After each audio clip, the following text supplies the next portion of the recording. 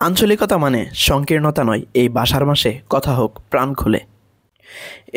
আপনারা যে দৃশ্যটা দেখতেছেন এটা গফরগাঁও উপজেলার ফাঁসোয়ার জব্বারনগরের।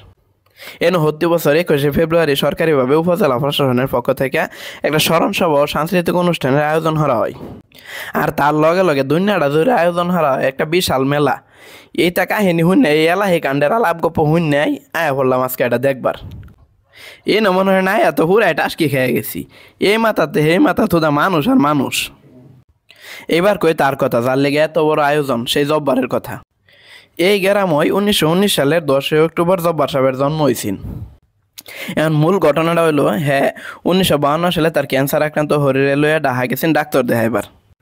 তারপরে শুনে বাংলা ভাষারে বাঁচানোর লেগে বিশাল একটা ছাত্র সমাবেশ হইতেছে। তারপর ওই সমাবেশে যোগ দিল এবং পুলিশের গুলিতে শহীদ হইল, যার বিনিময়ে পাইলাম প্রিয় মাতৃভাষা বাংলা এবং আজকের এই বিশাল মেলা।